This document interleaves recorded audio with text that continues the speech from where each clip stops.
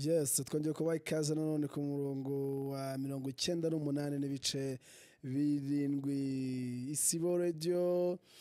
Twongeye kubasuhuza mwese aho muherereye hose, tubabwira ngo mumeze mute. Ndabizi ko imvura imeze nabi hano hanze mu mujyi wa Kigali. Hari abantu benshi cyane yabujije kugenda muri gahunda zabo zigiye zitandukanye, ariko reka twizere ko mumeze neza kandi twababwire ngo amafu n'amafufu bibakomeze bibafubagire cyane. Uyu munsi rero tugarutse mu kiganiro cyacu sinema yacu iwacu, dufite amakuru atandukanye, icyo twise this and that nk'uko mubimenyereye cyane. Tuba tugomba kubakubita update ziri ku mbuga nkoranyambaga muri sinema nyarwanda, kandi uyu munsi dufite icyo twakwita umutumirwa wacu w'umunsi.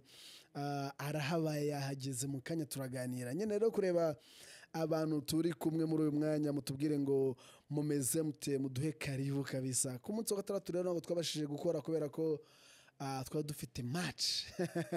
Murabizi ko n'imipira tuba tugomba kuyogeza ahangaha kugira ngo ibintu bigende neza cyane. Mama mugomba kumva aho imikino iri n'uburyo ibintu biri kugenda neza cyane, ariko nyine kuri uyu munsi wo kuwa gatatu turahabaye, ndetse turahabaye cyane. Tubahaye ikaze rero mwese abakomeje gutega amatwi Isibo Radio 98.7, bari mu modokari bajya mu ntara zitandukanye, mu agents zitandukanye, bari mu mujyi wa Kigali, bari mu kazi kabo, bari kutwumvira mu office yabo. Ndababwiye ngo mukomeze mugubwe neza kandi mugire igicamunsi kiza cyane. Kuri umunsi wo kuwa gatatu tubafitiye amakuru menshi cyane kandi ashyushye, ariko ku murongo wa telefone 0788 20 34 93 0788 muduhamagare mutubwire uko mumeze, nimba nawe ahantu uherereye imvura yabashije kugera muri quartier ziwanyu. Twega hano aho dukorera imvura rwose ni nyinshi cyane, irimo iragwa rwose. Twagize umugisha wo kubona imvura. Turabizi neza ko iyi imvura iguye rwose bari umugisha kandi biba ari ibintu byiza cyane. Yes, turakomeza rero kubana, ndetse turaza no gufungura umurongo wa telefone uri tayari rwose atubwire uko ameze, ndetse atubwire n'aho ari kumva ikiganiro aherereye. Yes, tumeje amakuru yacu mbere ko twakira umutumirwa wacu uyu munsi.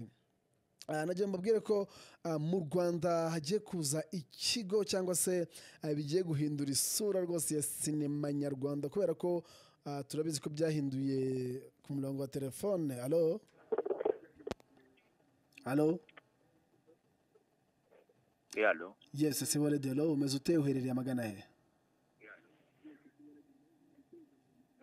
Allo. Namerereye Kicukiro. Yego, Ndabakunda cyane. natwe turagukunda cyane. Umutumirwa dufite uyu munsi uramuzi? Ntago muzi. Ntago ujya ukurikiranya imbuga nkoranyambaga zacu. Ugiye kuri Instagram following sinema yacu iwacu, ujye ubasha kumenya abatungo tuba dufite. Yego. Sawa sawa. Turi. Ndashaka abantu bahamagara nka batatu bambwire ngo umutumirwa w'uyu munsi ninde. Umuntu umufombora nzajya mwitambire y'abandi. Yes, nyine rero kureba abantu bakurikira imbuga nkoranyambaga za Isibo Radio ndetse n'imbuga nkoranyambaga za sinema yacu iwacu, batubwire ngo umutumirwa ninde. Isibo Radio. Allo. Yola.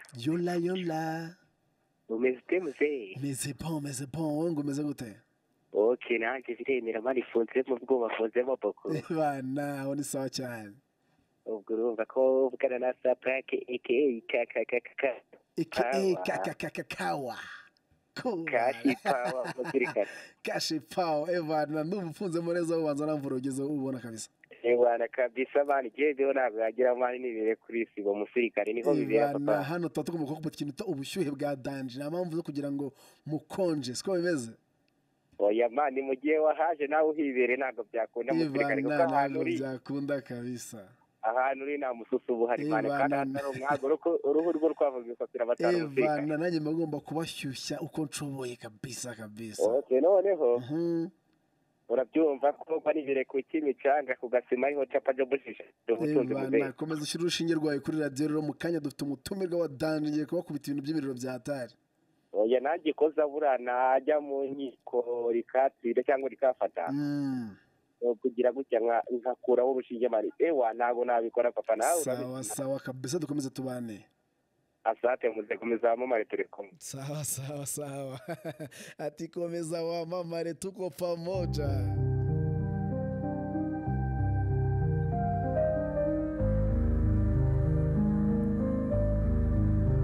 Yes, ikiganiro ni sinema yacu iwacu ku isi wa Radio 88.7. Nari ngiye kubanyuriramo kwanza kuri update cyangwa se inkuru ziri kuvugwa kuri iyi mihanda zigiye zitandukanye. Nari ndi kubabwira rero ko mu Rwanda hagiye kuza cyangwa se hagiye kuba ikigo nakwita kubakwa ikigo cyo gukiniramo filime mu Rwanda. Murabizi ko tuzi ibigo byinshi bigiye bitandukanye nka Hollywood, Nollywood muri Nigeria, Hollywood muri Amerika n'ibindi bigo byinshi cyane muri Korea bafite ibigo binini cyane bakoreramo sinema cyangwa se bakiniramo filime. Rero tariki ya 14 Gashyantare 2025 umukinnyi wa filime akaba n'umushoramari Usanase Bahavu Jeannette yagaragaje ko imwe mu mbogamizi zikomeye abakinnyi n'abaproducer ba filime bahura nazo mu Rwanda ari ukubura aho bafatira amashusho cyangwa se mu cyo twita location, ndetse n'ikoreshwa rya drone rikomeje kuba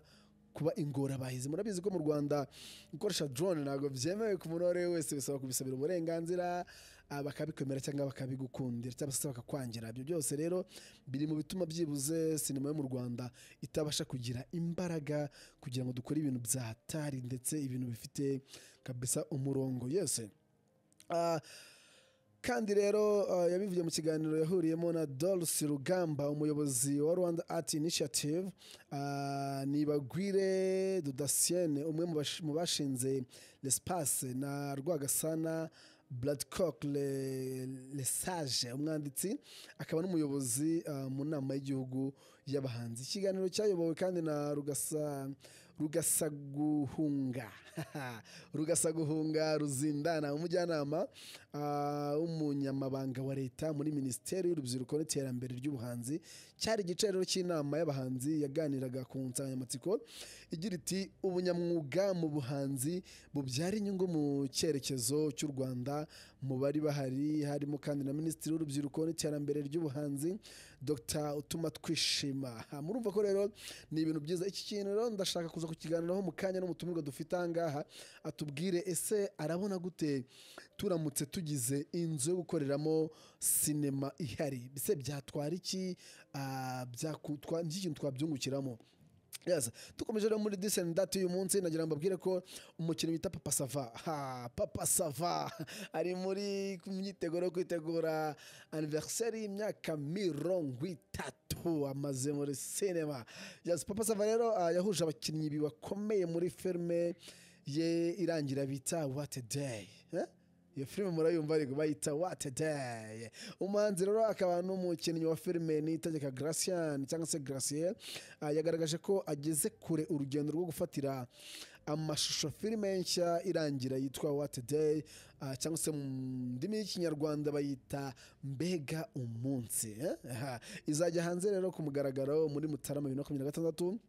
Iyi filime kandi igiye kujya hanze mu gihe uyu mugabo yizihiza imyaka 30 ishize ari muri sinema nyarwanda. Mu kiganiro rero yatanze n'ubwo Papa Sava yasobanuye ko iyi filime ye izaba irimo abakinnyi benshi ariko hafi ya bose bazaba ari extra cyangwa se abo twakwita abunganira, bamwe bunganira nyine abartele. Bazaba rero ni benshi rero kandi ngo bagize uruhare runini cyane, abo extra bagize uruhare runini cyane mu gutuma iyi filime mbarankuru ye igaragaza ubuzima n'umuco nyawo w'ubuzima nyabwo ushingiye ku nkuru nyayo. Murumva ko rero Papa Sava rwose ari gutegura filime nziza kandi turizera ko azaduha ibintu bimeze neza biryoshye bya hatari. Twizere ko rero Papa Sava akomeza kudutunganyiriza iyo filime kandi turayitegereje turebe urugendo rwe rw'imyaka 30 muri filime nyarwanda.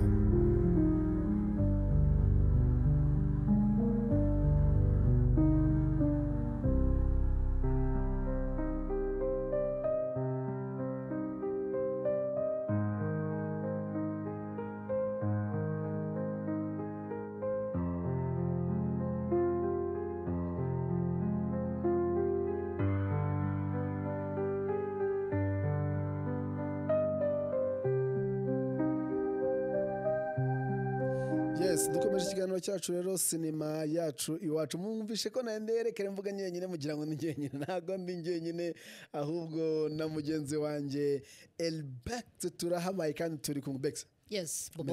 Meze neza cyane. Umeze gute Bobo? Meze neza, imbeho imeze nabi, imvura no mujyi wa Kigali irakomeye. Ariko imvura ni umugisha.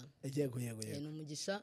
Nubwo akavura kanyererejeho gatoya uziko bihaye ibintu byo gufata imodoka i Kigali ni gukererwa kurusha gufata kubera iyo imvura yaguye haba ambutiyaje jam bari nyinshi cyane.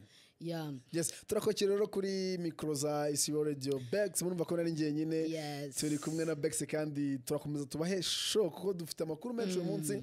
Bex tugiye kuvuga ku nkuru ebyiri ziri ku mbuga nkoranyambaga ndende twakira umutumirwa wacu. Yego, muri Descendant no twakira umutumirwa wacu uyu munsi kandi nagira ngo wibutse ko tutaza kuvuga ngo turi Double B. Ubu twabaye Triple B ariko sikari byo uyu munsi turi Triple B. Uragira ikosa ryo kuvuga Double B, ibintu birakomera. Uyu munsi byabaye Triple B kabisa. Mu kanya abakunzi bacu baraza kutubwira nibyo mutumirwa dufite, ndaza kubacishiriza akantu kari ku buryo bari utubwire ngo uyu muntu ninde bamufombore kabisa. Yes, rero nanjye ndabakiriye abakunzi b'ikiganiro cyacu, ndabakiriye cyane. Nizere yuko mukomeje kugerwaho na kavura keza cyane. Weekend yabagendekeye neza. Uyu munsi turakubita tubangura ko umutumirwa dufite afite byinshi cyane byo kutubwira. Yes, muri Descendant bimeze gute Bobo?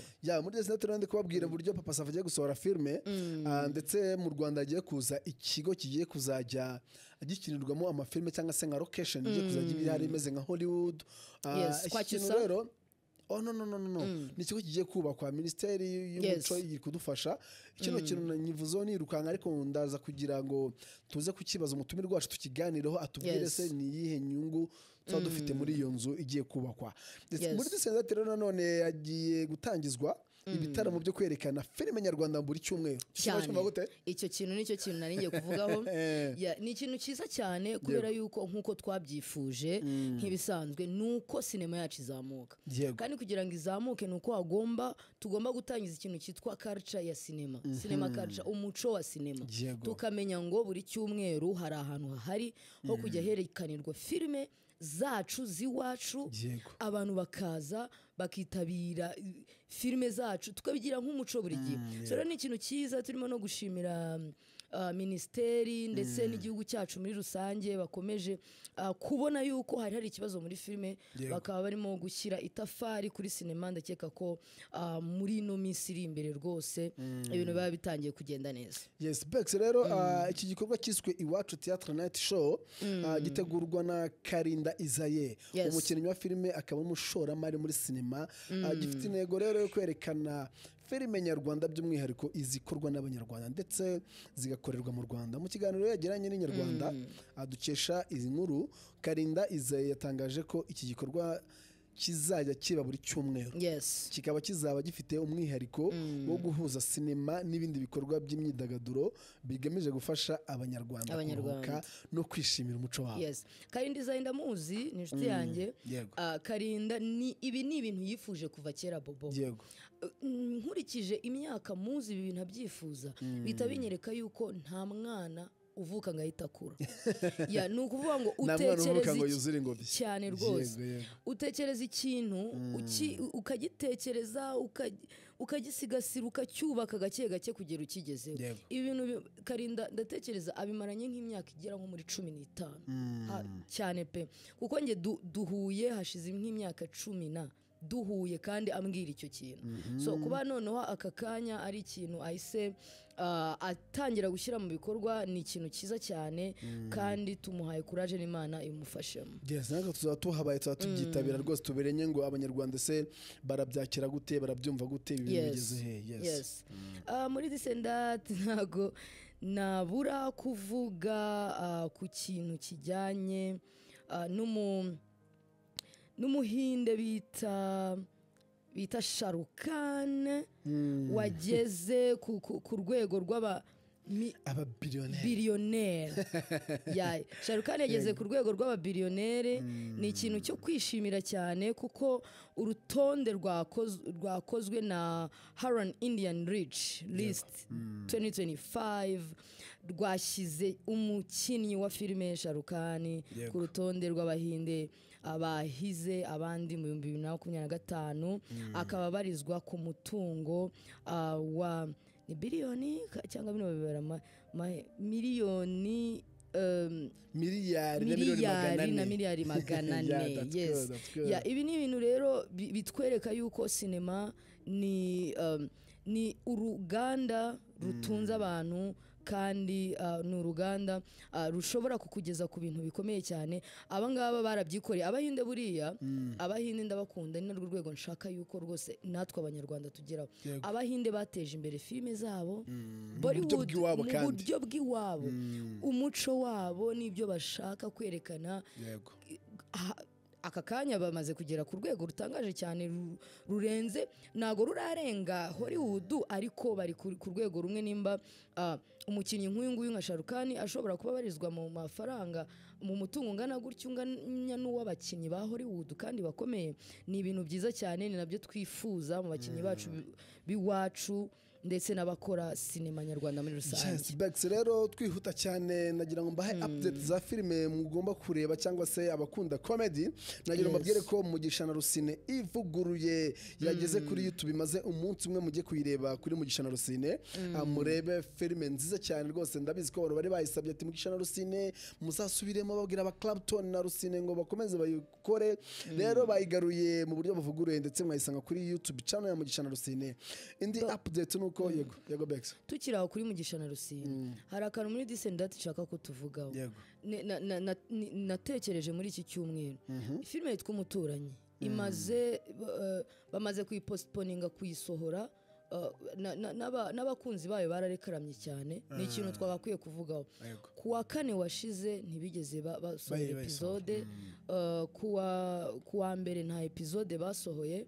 So ndi kwibaza Clapton bimeze bite? Ari gushyira imbaraga muri Mugisha na Rusine akibagirwa Umuturanyi. Ntabwo yabibagirwa burafite. Tuzamutumira hano atubwire wagwane n'impamvu wenda bigenda bizamo imbogamizi. Ikindi rero nababwira nuko hari filime bita Ikiru. Ni filime nziza cyane iri guca kuri YouTube channel bita DM Film Factory. Ni filime yamaze gushyiraho season cyangwa se episode ya kabiri, abantu bajya kuyireba cyane. Ikindi cyane nuko Zacu TV yatangaje ko igiye kugarura Seburikoko ivuguruye nayo, ndetse vuba cyane turatangira kwikurikirana rwose kuri channel za Zacu TV kuri Canal Plus. Barabitangaje rejo bundi ndakeka twa tuyikumbuye cyane Seburikoko cyane. Yego nababwira ko rero ikindi cyanyuma twasoreza kugira twakira umutumire wacu nuko filime yanjye nayo ngiye kuyisoza. Season 1 mukanya saa 10 zuzuye ndabanyishyizeho mugende murebe buryo season 1 irangira ndetse na season 2 zahita bakubita. Filime yanjye bayita Ibanga ryahahise. Mugende muyikurikirane mukanya gato rero. Bobo uri gukubita ubangura. Dufite umutumirwa impamvu umutumirwa mfite none dufite ibintu kuganira sinshaka kuzana rero kabisa. Ariko abakunzi ba filime mutwihanganira ibintu tutari kwinjiramo neza ngo tubivuge. N'ubundi kwa gatandatu ku isabato tuzaba turi kumwe tuzabiganira neza twitonze. Twakomeje mu kwakira umutumirwa mbibutsa yuko casting call yanjye nayisohoye. Murajya ku mbuga nkoranyambaga zanjye Best Director. Noneho muraza kubona casting yanjye nuguhera uyu munsi. Deadline ni tariki 13 z'uku kwa 10 kuko gushutinga no gukubita tubangura nta mwanya wo gutinguha reka. Yes dukomeza rero Bobo ndagira ngo ubanze wibutse abakunzi bacu umurongo wo guhamagaraho. Noneho twakira umutumirwa wacu ku murongo rero wa telefone mwaduhamagara kuri 0788 2034 93 0788 2034 93. Yes.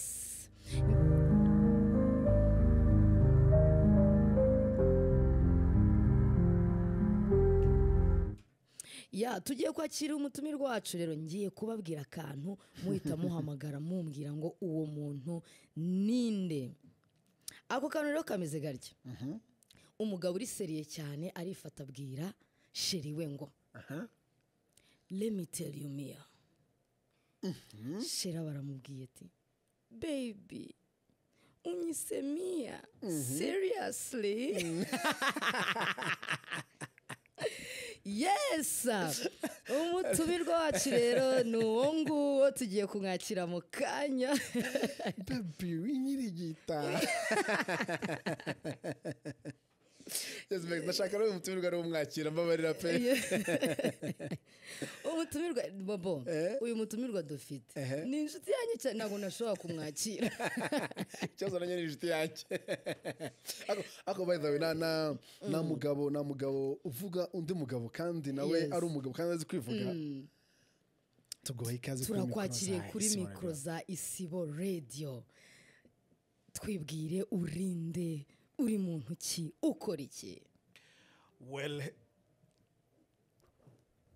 turakumva neza cyane hello Kigali bahaye ikaze kandi ndabakunda cyane rwose ndabashimiye kuba mwahisemo kumva 98 n'ibice 7 Isibo Radio. Yes. Ni cinema yacu iwacu, of course niba mwamenye izwi ryanjye nitwa Ben Rurangirwa. Thank you for welcoming. Yes. Ben tuguhaye ikaze cyane mu kiganiro cinema yacu iwacu. Hari ukuntu mise njya muri mood. Actually mise mbona uyise umunyamakuru. Kurya nawe n'umunyamakuru rero. Uyise wisanga nyine tayari kabaye. Nisanze muri studio mitabazi hello Kigali. Bobo. Ben ni umwacteur wa hatari ikintu cyose agiyemo. Ahita yaktive. Exactly. Actually ni n'umunyamakuru ariko ni bisanzwe. Yeah, buriya ni umunyamakuru. Ako niko kantu hari muzobe. Yeah, I've been working with City Radio for what 15 years almost. Oh. Yeah, nibyo kabisa. Ben rero turakwakiriye muri studio zacu twarakwifuje kenshi ko wagera ahangaha turagushimiye ko witabiriye ubutumire bwacu. Yes, ku murongo wa telefone ari umuntu? Na muntu ushaka kibaza twakomeje rero Ben. Ndagira ngo banze wibwira abakunzi bacu mu buryo bwa cinematic. Ben ni muntu ki? Yeah. Akora iki mu buzima busanzwe ndetse no mu buzima buri professional? Beautiful. Nitwa Ben Rurangirwa. Yo niyo mazina abantu benshi bazi. Uretse wenda nka Rusenya Nteko kuba ari muri famille cyane ba hafi. Hanyuma Mr. Eagle to the friends. Mr. Eagle. To the friends and family. Yeah, mu buzima busanzwe ndi umunyarwanda. Ndikorera. Bobo Kigali, if we can say that. Ndikorera mfite akaboko muri sector zigiye zitandukanye. Yes. Kuva mu bwikorezi kugera mu bucuruzi no muri cinema by'umwihariko. Yego. Wow. Hanyuma muri cinema ndi umwanditsi, ndi umukinnyi, ndi n'umuyobozi wa film. Yes. Yego. Wow, Bobo. Yes. Ben hari ikintu yibagiwe. Iki? Ben turaziranye. Nkandi niwibagirwa ndahita mbivuga. Ben wibagiwe ukuntu uri umuririmbyi mwiza. Yeah, ko kana. No, ariko kuririmba rero ntago mbikora nk'umwuga. It's a hobby. Ni ikintu kimfasha kuruhuka, ni ikintu kimfasha kugaruka muri mode nziza iyo maze iminsi ifite stress. Yes. Ariko nanone kenshi iyo wumvisha ari ngiye uririmba ushobora kuba niba wumva ndirimba neza ashobora kuba ufite magakoni kuko nzi ko ngiye ndirimba nk'urugero rwashizemo amavuta. Nabonye ukuntu Ben aririmba neza rimwe twasohokanye ahantu umushiti wacu Ahad ari kuririmba mbona Ben arahagurutse afashe mikoro ndavuga ni karabaye bigenze bite yafashe mikoro aririmba ndikanga ndavuga ni wow. Bobo Ben ubundi n'urugero njya mvuga ngo ni umuhasla. Yego. Ni umuhasla kabisa, very big hunter. Uri kumva ibintu byose byisangamo. Ben ni umwanditsi mwiza. Ben umuntu uzi gutegura ibintu by'ama project proposal. Cyane. Yes. Bya hatari. Ya Ben rero courage turakwakiriye muri studio za Isibo Radio kuri ikiganiro cinema yacu. Ikiganiro cyacu rero kivuga kuri cinema gusa na kindi kintu tuvugaho dutumira abantu bako cinema. Turagira ngo cinema kizagira ahiva naho igera. Ben mu gihe twakiriye nagira ngo tubwire urugendo rwawe muri cinema rwatangiye gute ubu rugeze he? Dutangire umunsi wa mbere nahasaga mu mwaka 2004 badutoraguraga ku muhanda tujya kujya kuzuza umubare w'abakinaga sometimes in April. nyuma biza gucika ariko nkaguma numva mfite ubushake hanyuma 2010 rekize 2010 je ngaruka kuri set ya cinema ariko icyo gihe nza ndi abatuita costume suppliers nzana imyenda yo kwambara y'abasirikare and then nkiraho icyo gihe twari turi gukora kuri filime y'umugabo witwaga Bernard twaga umutima wijimye and then mbona ibintu abatipe bari gukora mu nizeri imwe itagagarara mwe no ndaza nambwira nti fata umuntu gutya umunige gutya ntaho nabyize ntago nari nziko nashoboye babikoze mbona birakunze bati okay bampa na credit director of choreography ndavuga okay this is the good beginning ndagenda mfata ibitabo ndasoma ni nako kumenya Celtex menya ko ari software bakoresha bandika film nta n'uwayinyigishije narebye manual yayo mbona ubanza akakurikira birizana ubwo rero kuva 2010 kugeza uyu munsi filime ndazandika nyuma bigeze 2014 na gatatu 2013 ku itariki 20 z'ukwa 12 ari umukobwa twakundanaga twatumaranye imyaka haburaga 4 days ngo twuzuze imyaka 4 abeni wakundanye kera kweli arankatiye ndivumbura sinema mba ndayiretse kuko urumva niwe wamotivaga hanyuma nyiretse nigira muri théâtre nyijyamo iragenda iranzana mpaka 2016 mpura na Bex bwa mbere ndashaje nanjye I think you were the assistant director wa Karani Ngufu filime ndayibuka yambaye mpura na Bex bwa mbere yari yambaye ikanzu y'umweru iri mu turabo tw'umutuku n'umuhondo I will never forget hari mwaka wa ryari 2016 really uwo niwo munsi nibuka nambaye ikanzu bobo she was beautiful yarafite nyash ese zagiye tekereza ko nanjye meruka Bex yambara amajipo n'amakanzu dusengana mu badive muri korari ngayo gukorera so muri icyo gihe ngaruka muri cinema but this time hari project yari yaje yari opportunity twandikaga filime tukazoreza Netflix bakatwishyura amafaranga meza ariko bakanga kuduha credit credit abatipe bari bifitiyemo akantu kironda ruhu sinzi ko kanashizemo cyane bakatwima credit ko turi abanyafrika then mvayo kuko nari maze guhura n'umu director w'umunyakenya witwa Frank Adrian Cowie turaza mba assistant director we kuri filime yitwa Mindset tutangira kuyikora ariko bigeze yari filime twagomba gukina twagomba gukora turi abavoka ariko bigeze hagati abakinnyi baradutenguha boss dusanga abo mbere yarabuze ndayikinira ubwo kabiri abuze ntago nari gukinaho umugabo n'umugore ubwo rero what we did twarayihagaritse gusa ariko ntago kariyeri yarangiriye aho ngaho kuko nyuma y'iminsi mikeya cyane twaje guhura na Rosine Bazongere tuhita dukora filime yitwa The Hustle baninjiye kuri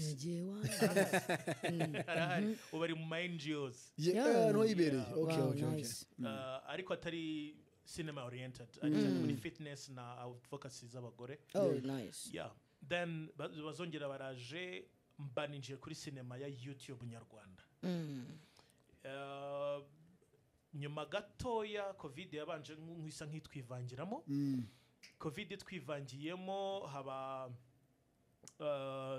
dusa nk'abatujeho gatoya hahita haza impanga muri Africa na assistinga Frank ho gatoya dufashe isi dutuye yakoze nka episode nka 20 aranje arayinsigira ngo then mva muri isi dutuye mfata umuturanyi mu ibara ry'urukundo My Heart by Kiramani biraje n'izindi nyinshi zageze kurikira so far aho uyu munsi kariyeri yanjye sinema igeze an award winning actor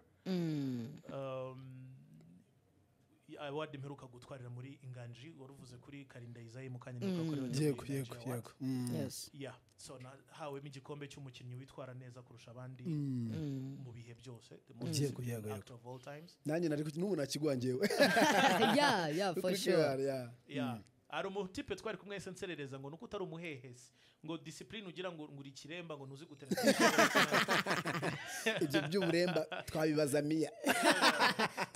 Mia pe hanyuma after that ibintu birakomeje uyu munsi natangiye production ya filime yanjye yitwa Yes ni short movie ifite iminota 55 hanyuma muri iki cyumweru gitangira turatangira na shooting ya seri nshyashya yitwa The Therapist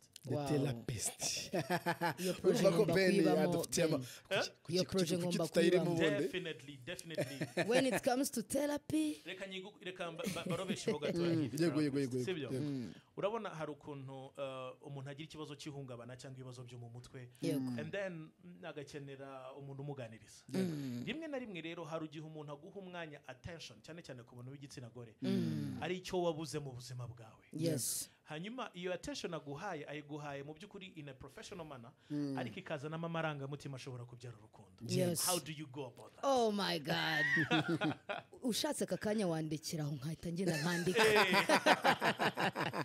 exactly so Ben rero Ben kongera guhita mudekriva ibintu bikomeye Ben urugendo rwawe rwose wagize Ben nago narinzi yuko Ben sometimes in Apple wagize mu ruhari rungana gutyo ejo bundi nahuriye na Kare Kayihura kuri set atakunda kwibuka where do I know you from sense ati Ben no muzehe John Kennedy aravuga uyu mwana uramuzi se no Kare baza John Kennedy so uyu mwana uramuzi ati he's a famous actor here in Rwanda he's been in many projects both nationally and internationally Kennedy twarakinanye South Africa twarakinanye Belgium Congo ati no ati uyu mwana agenda mwibuka he was a young kid back in 2004 Kennedy what 2004 2004 it's like 21 years ago I'm like ntabwo nyiri umwana I'm a man exactly mukomeje gukurikira rero ikiganiro sinema yacu iwacu ku Isibo Radio 108.7 murumva ko dufite umutumirwa ndetse mwiza cyane uyu munsi ari kubaganiriza ari kubasho ari kubabwira urugendo rwe muri sinema aho yaciye aho ageze ubu ngubu ariko Ben ndashaka kumenya ni gute wisanze no mu muturanyi nka filime twakumenyemo cyane ndetse tukubda tubangura no tubwire se kuvamo kwawe ese wabonaga ari umwanzuro mwiza ufashe mu buzima bwawe byagenze gute kugeramo it was a call ndibuka ko tumaze gukora filime yitwa ni isi dutuye hari umumama witwa Zaninka ndamuzi Mama Zuru hari filime yiwe yakoze yitwa umuntu nibihe unfortunately tuza kugira ibibazo bya technique bituma itarangira neza ariko turi muri shooting umwe mu ba DOP twari dufite no mudamu witwa Karine Mukandasumbwa yafashe aka video agashyira kuri ntuze statut yiwe ya WhatsApp turi kumwe and then Clapton aramuhamagara ambwira ati ndashaka uwo mukinnyi nuko nageze mu muturanyi and then biragenda iba filime nziza iranaryoha it's still one of the best movies nakinnye mu mateka yanjye but then at some point in time nza kureba ko uburyo story imeze uburyo iri kwerekezamo ntago byari bikirigendanye na ntuze na personality yanjye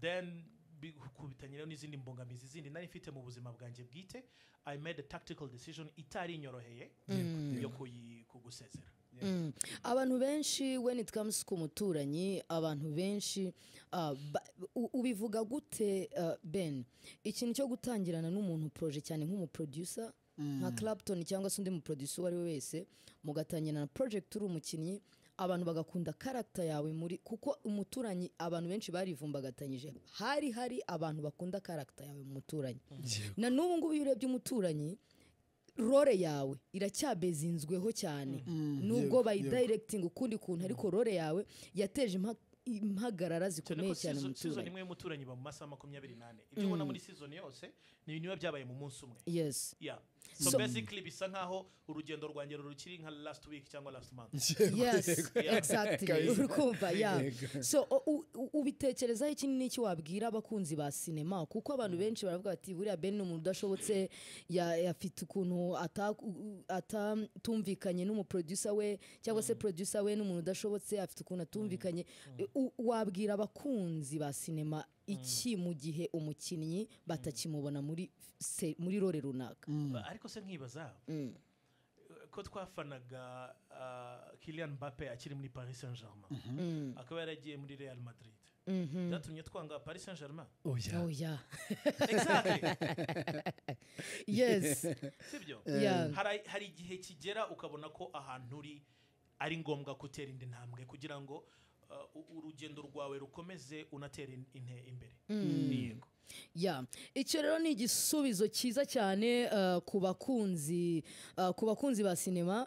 Ku mugani iyo bije muri sinema kuki biba ikibazo, kandi mu mupira nimba Ronaldo avuye Real Madrid agiye Al Ittihad, agiye mu Butaliyani, avuye mu Butaliyani agiye muri Saudi Arabia cyane, abakunzi baramukurikira ahagiye hose. So no kuvuga ngo Ben yavuye mu muturanyi kubera ko yabonaga umuturanyi ntago biri kujyana nuko we abyifuza, ari gukora izindi projet. Abakunzi be ni mukomeze mu mukurikirane. Yes. Ben, ndashaka kubaza urugendo rwawe rwose n'urugendo rutoroshye kuva 2004 kugeza 2025. Iyo myaka ni myinshi cyane muri sinema. Ni zihe challenge waba warahuye nazo cyangwa imbogamizi zagiye zikuzitira kuva icyo gihe kugeza ubu ngubu? Ese waba warashatse kuva muri sinema ariko ukagarukamo? Tubwire ku mbogamizi. Yes. Bex, hari iretre nandikiye abanyamakuru ndebe kugira ngo mbe sure yitariki yayo.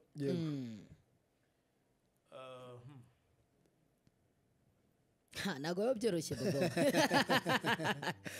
Ntago biba byoroshye kuganira n'umutumire wacu Ben. Yego. 18 z'ukwa gatanu nibwo nayanditse ngenda nyisunika. Iyi letter yari yo gusezera ku mwuga wa sinema. Ben, byari byagenze gute? Iyi letter yo gusezera ku mwuga wa sinema. Bex na Bobo, umwuga wa sinema ni umwuga uri sensible cyane. Yego.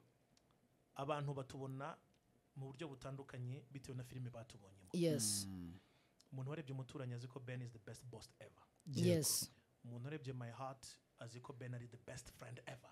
And the doctor.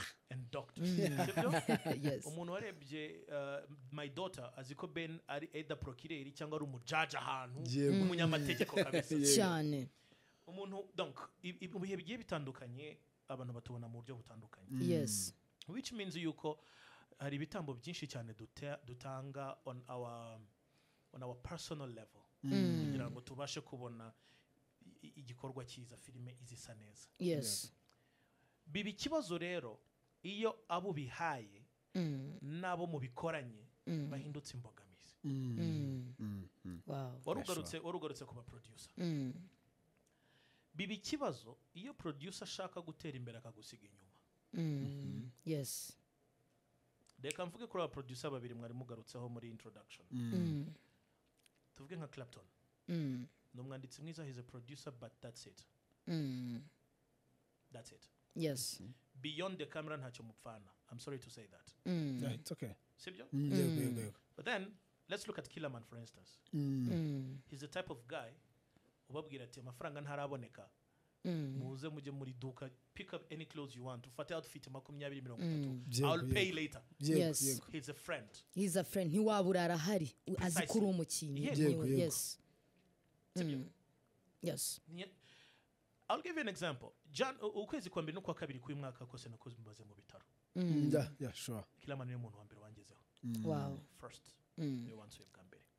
Byari bigoye, narindi byasabaga guca mu bakomando bagaguka. Arabizi nabigerageje inshuro nkenye nshaka kuza byanga.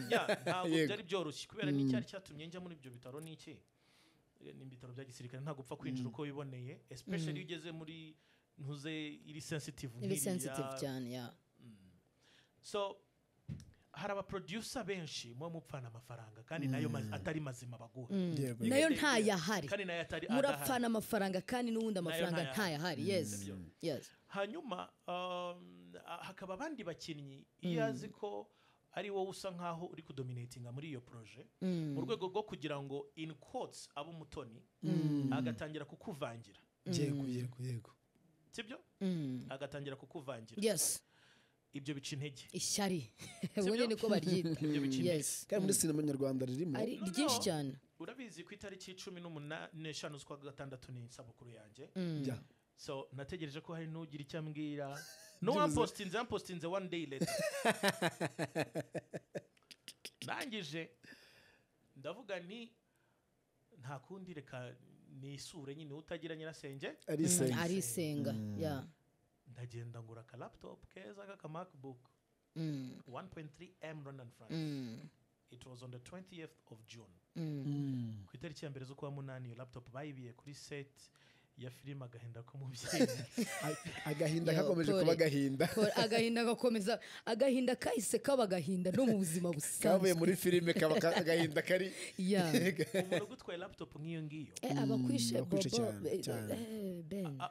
amahirwe nuko my project didn't stop kubera ko byose bivaha uranze imyaka yose ngendana akajenda yes ubwo rero imbogamizi zo nizabura gusa harimo byinshi byo kwishimira harimo byinshi byo kwishimira hari nk'amaduka ntashobora kuburara I just go there nkabwe ntiyo nta mafaranga afite mu mpereza ibyo mu mpereza nigendere hari petrol station nk'enye hano mu mujyi wa Kigali ngenda simply because they are fans akankubitiraho full tank for free imodoka yose n'abantwaye kubera iki kubera ko nubwo hari benshi badusenya batugira ishyamba ariko hari benshi badutera imbaraga umuntu ejo bundi twarahuye mu Gisimenti nigiriye muri karaoke kwiririmbira bisanzwe ashyira ku ruhande ati bro sinshaka kukusindiraho sinshaka kugusagarira ariko waranyubakiye ati hari episode wakinnye mu isi dutuye uri umusinzi utakaza umugore utakaza abana utakaza akazi utakaza byose kubera inzoga ati episode narayibonye it turned my life around uyu munsi ndi umuntu w'umugabo kubera filime wakinnye that ibyo ngibyo nibyo bituma dukomeza tugahatana nibyo bituma ngiye kwandika usezera wongera ukongera ukagaruka yes abafana barakugarura I still have nk'ejo bundi I wanted to quit urumva hari icyo twita reality shows reality show ibirimo couples z'abantu batandukanye iyo iminimije ibita video logs z'ubuzima bwa couple runaka cyangwa se vlog mu minsi mikeya turavuga tuti I would like to introduce my couple to the world dukora Ben and Mia Mr. Romantic atweretse umukunzi cyane ko in 2014 I think akavido nabikozemo bobo nimba hari ikintu kiri gutrendinga ni Ben and Mia no uriya hari ikintu nishimiye n'ukuntu abantu bahuje ni ba romantic no ngewe like arabashitse bajya bambaza reba akabono nakoze play that video 2024 yes no not that one oh. Yes mfite abashiti bambaza bati ese Ben na Mia barakundana mu buzima busanzwe cyane content baba bari gukora actually nanjye niko nabigize urumva rero abantu batari muri industry yacu hari uburyo babibona bakavuga ati abura ni kwa gutwika ni content ni ugutwika yes ariko ni Ben wa Mia na Mia wa Ben barakundana mu buzima busanzwe abantu benshi rero baba bazi yuko ari ugutwika ari content barimo kwikubitira hariya ari serious nagakunda ibintu byo gukina ejo bundi nadutamije kwese bazavuga ni content bazavuga ngo ni content kandi ari igize yes akomeje gukurikira rero ikiganiro sinema yacu wacu turi kubona umutumirwa Ben Rurangirwa yes wakina ukanaguha no tukakumva neza cyane yes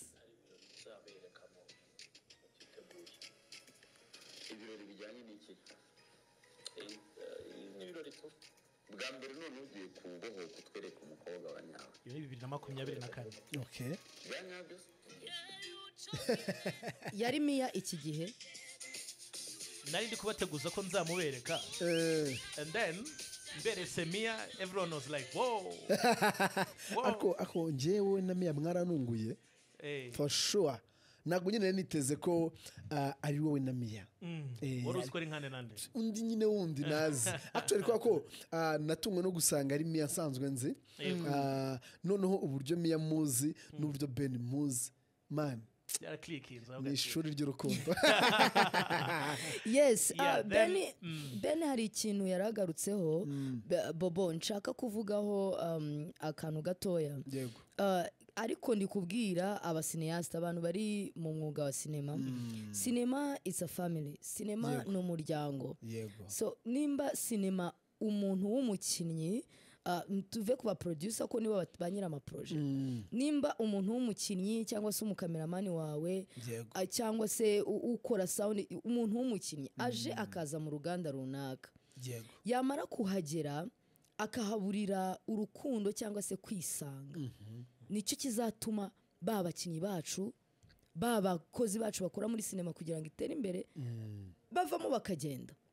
Uri kumva Ben ibintu urugenda avuze ngewe rurambabaje cyane kandi ni ibintu bibaho nzi nanjye nahuye nabyo ukavuga uti cinema nyivuyemo ibi bintu mbivuyemo ngiye mu bindi. Ejo bundi natashye ndikurira I was crying real tears ndikurira mujinya wanyishe ari umuntu twari twavuganye nabi normally ubundi ndi umuntu ukunda guhunga confrontation kubera ko iyo ninjiye mu ntambara ntago nkunda uwo mpinduka so birangira ntashye ndikurira mfite umujinya and then ngeze mu rugo mfite ga petite sœur afite imyaka 13 arandeba abona ntiyamvugisha aragenda yanzaniye ibintu bitatu yanje nzanira casque nk'izi ngizi harimo umuziki uri guplayinga slowly anzanira ikirahure cya vodka arangije nzanira file irimo amadokima yanjye za diploma ayakuramo yasasa ku meza arigendera. Wow. Noneho kuko we arabizi abantu bandakaza ni bakeya cyane kandi we naramubwiye ni ikintu namwigishe kuva kera kiri muto umuntu nakura akazu karakaruka cyangwa ukarira umuhaye insinzi cyane. Always remember who you are. Yes. So nka Mr. Igor rero yaranyibukije ati who remember who you are ndareba ini diploma yanjye this is my masters, this is my bachelor's of science software engineering, this is my masters of business administration, this is my PhD of human genetics and biotechnology. Harya uyu mugingo uri kunda akaza afite amashuri angahe? Yes. Nahise nirakarira gihe ubwanjye. Yes. Urigaya. Nahise nigaya. You get the idea? Yeah. So abantu hari abantu ngira ngo babeshejweho no gutesha abandi umutwe. Yes. Especially muri cinema turafite benshi. Yes. Sibyo? Akaza niwe muntu ushobora kuza kuri set. Twagomba gutangira shooting saa 2 za mu gitondo. Atugezeho saa 10 z'umugoroba. Yes. Araje arashaka ngo saa 12 ahita agenda. What the hell? Yes. Uje gukora iki? Ejo bundi ku cyumweru cyashize hari umukobwa twari turi kumwe turi gukorana yaje saa 3 mu gitondo urumva yari yazindutse pe ariko kabiri wa mukobwa ushobora kujya muri costume change akamara iminota 40 wowe uri umudirector. Yes. Urabise ko costume change idashobora kurenza amasegonda 45 cyane. I would rather uzunyambarira imbere kuko ubwo bwambure bwawe nta I'm not interested ubwo nabonye burahagije. Yego. Sibyo? Numva nshaka no kureba umukobwa wambaye busa go home to Mia. Exactly. Yes. Wowe rero ubwo busa bwawe ntacyo bumbwiye ntacyo bundebaho. Ambariraho tugende mu kazi. Sibyo? Agafata iminota 10 mu gucenginga.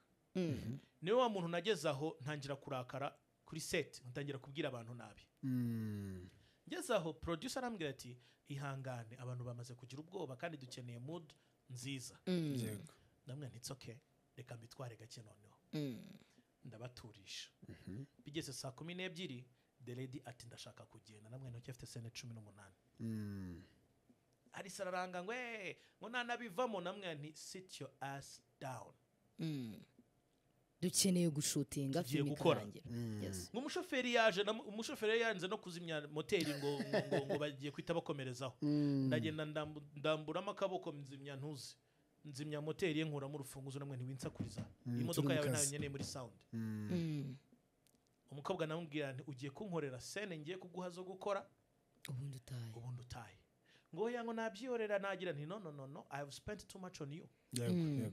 wowe mukamera wowe uriuze gukinira amafaranga dukorera ku munsi turayazi sibyo nk'abakinnyi yes kamera irakodeshwa ebyiri yes so times 2 sound igakodeshwa yes amatara agakodeshwa location igakodeshwa ibiryo props abandi bakinnyi nabo bari bishyuwe bagomba kwishyurwa ngo rero urimo urashaka gusabota projet yanjye na spendinze amafaranga ntago nabikwemerera ubwo rero yari yicaye muhereza senari bukore akora azikora yinabi ariko arazikora arivumbura abaragiye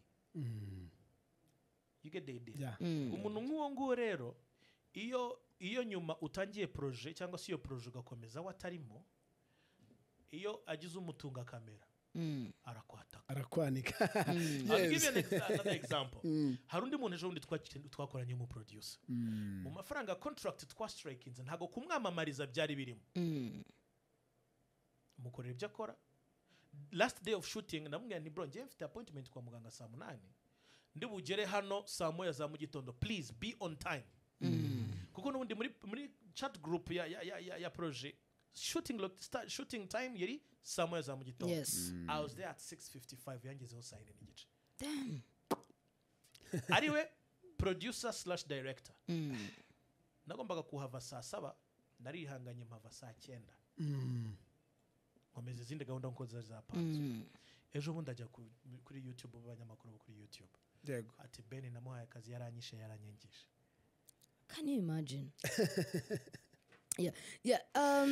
ariko icyiza cyabyo be icyiza cyabyo urusaku rw'igikeri ntirubuze inzovu kunywa amazi twihuta cyane dusigaje iminota mike kugira ngo ikiganiro kirangire nagira kubaza Ben ibibazo bibiri kugira ngo dusoze ikiganiro cyacu hari inkuru twabonye yuko bagiye kubaka location imeze nka Hollywood cyangwa se uburyo tuzahita simbiza ariko ahantu ho gukinira amafilme tuba twisanga twemeye gukora ibyo dushaka byose muri sinema iki kintu cyumva gute wowe icyo kiganiro ruvuze cyari kirimo Bahavu Braddock na Nuria Warai cyayobowe na Rugasa yego Rugasa guhunga cyabaye ku itariki 14 z'ukwa kabiri 2024 muri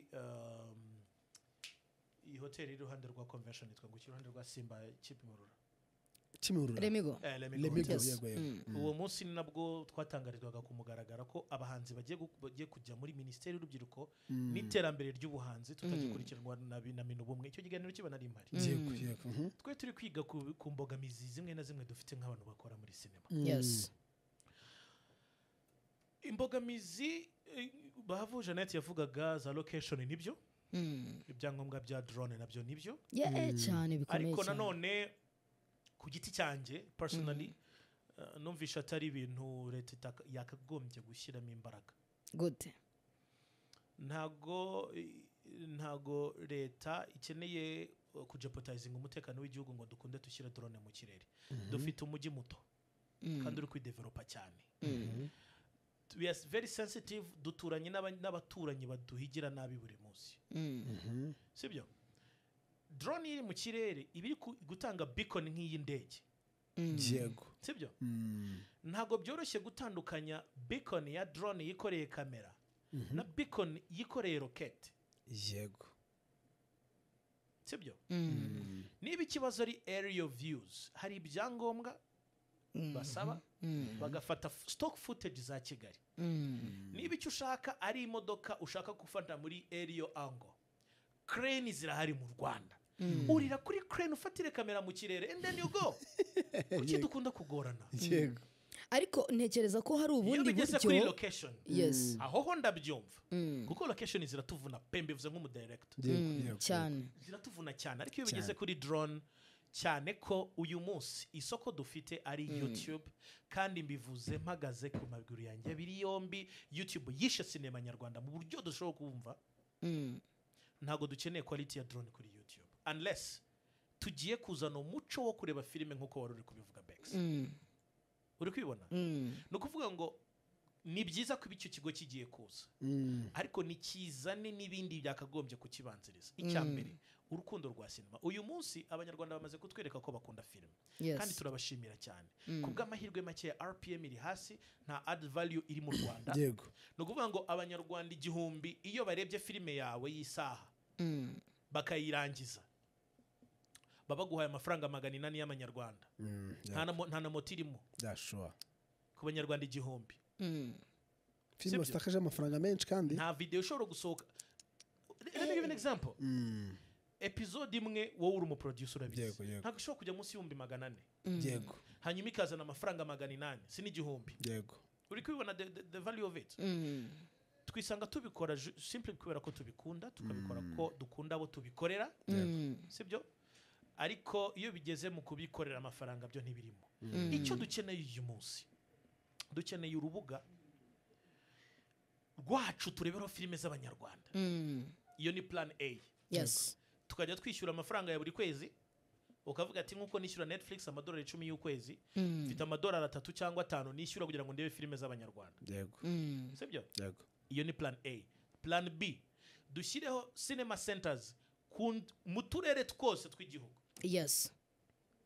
Uyu munsi nagiriwe amahirwe kuba hari ameza. Uyu munsi nemirubarwa nka hari i Kigali gusa. Yego. Hari ameza njya nicaraho muri iyo ministeri twavugaga turimo turashaka uburyo bwo kuvugurura inteko y'igihugu y'abahanzi Rwanda Art Council ku buryo igera ku rwego rw'umudugudu. None umuhanzi tukaba tuza hari tukajya tubimanaginga muri ubwo buryo kuko mbere twari dufite amafederation ataragiraga icyo amarira abakinnyi n'abaproducer n'abakinnyi ari kubakuramo amafaranga gusa urabizi cyane niyo ntambara turi kurwana nabyo kubirangiza sibyo.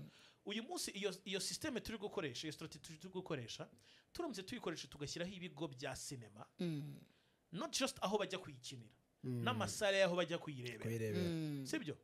Umuntu akaba avuga ati jewe ndatanga 500 yenje nkuko twatangaga igihumbi cyo kujya mu gasobanuye cyajya kugura CD za kera twari rwofere sibyo. Ngavuga ni buri iki cyumweru muri weekend mfite amafaranga yanjye 500 ndi bugende nje kureba filime sibyo. Ayo 500 yawe utanze bakayaguhera IBM yego tukanubaka igihugu cyacu by the way kuko kugeza ubu ngubu ngira ngo tumaze kubona agaciro k'imisoro yacu. Yes Van Rangirwa no once that is done yego twihuta cyane twiga mu musozo.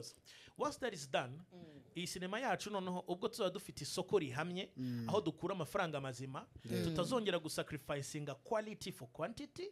Ibi byose bari kuvuga tuzabigeraho kandi tuzakira cyane. Exactly. Dusoza nagira ngo ubwire abantu uburyo bari bugutore muri Mashariki Festival Award noneho dusoze babwire gusa mu mutore kandi mwerege kubwira mu mutore rwose. Urakoze cyane. Yego. Hari iserukiramuco nyafurika rya sinema ryitwa Mashariki Africa Film Festival. Rifite ibyiciro bitandukanye buri gihugu kiba gifite umwihariko wacyo kuko ari iserukiramuco rya Afrika rihuza ibihugu byose bya Afrika. Mu gice cyitwa Izi Wacu za hano mu Rwanda harimo award. Muri award harimo umukinnyi mwiza w'umwaka ku bahungu n'abakobwa, umukinnyi wafashije abandi kuzamuka cyangwa se no mu gukora neza mu kazi kabo aricyo twita supporting actor. Hakaba n'umukinnyi ukizamuka upcoming actor. Hakaba n'aba actors of all times abanyabigwi n'ibindi bitandukanye ariko hakabamo n'icyitwa people's choice. Abo bose rero abo bose navuze kuva ku bakinnyi b'umwaka aba supporter kugeza ku banyabigwi abo bose bari muri people's choice kuko nanone dushaka kugira ngo tumenye uko ukunzwe. Ugukundwa kwawe rero ukunzwe kurusha abandi akabazaba yembugukana imodoka tutaramenya ngo ni bwoko ki kugeza ubu ngubu. Ibyo bigakorwa muri people's choice award kugira ngo rero iyo modoka Ben Rurangirwa azayitware urajya muri mudasobwa yawe cyangwa se telefone kuri browser uje muri ahanditse watch akadomo rwa uhitemo Mashariki Award ukanda harike vote now umanuke kugeza ubonye isura yanjye ukandeho vote now uhitemo amajwi hanyuma icyo gihe ushyiramo na nimero ya telefone tubona ka message nka kwa kundi ugiye kubikuza kugira ngo kuko amajwi ni amafaranga. Udashaka guca muri izo nce zose wenda wiri hano mu Rwanda kanda akanyenyeri 777 akanyenyeri 50 akanyenyeri 1 akanyenyeri 23 akanyenyeri 60 urwego. Ni ukuvuga ngo nimero yawe ni 60. Yego. Iyo ni akanyenyeri 797 akanyenyeri 50 akanyenyeri 1 akanyenyeri 23 akanyenyeri 60 urwego hanyuma ukantora. Yes, murakoze cyane Ben. Ntekereza yuko iminota yacu yarangiye twabuze n'iminota yo kwakira abantu bari ku murongo. Ben yaradufite ibintu byinshi byo kutuganiriza. Ndatekereza yuko Ben twazashaka umwanya wo kumugarura kuko ndi kubona byonyine abantu bari kwandika ahangaha babuze ukuntu bahamagara. So Ben twemerere tuzagutumire kugaruka kugira ngo uganire noneho n'abakunzi bacu. Iminota yacu yarangiye. Ndagira ngo Bobo usezerere abakunzi bacu noneho tuzagaruka ku isabato kwa gatandatu nanone tubafitiye umutumire. Reka mbanze nshimire cyane Ben Rurangirwa duhoye umwanya akazaga mu butumire bwacu ndetse wakoze cyane kutuganiriza iterambere rya sinema ndetse n'urugendo rwe muri sinema. Twizeye ko n'ubutane tugutumira uzaboneka. Dushimire cyane abaduteze amatwi kuri uyu munsi kwa gatatu. Twizere ko ku wa gatandatu nabwo tuzabana namwe kandi tubafitiye ibintu byiza cyane. Mukomeze mugubwe neza rero kandi mugire igicamunsi cyiza n'akagaruka. Ciao ciao.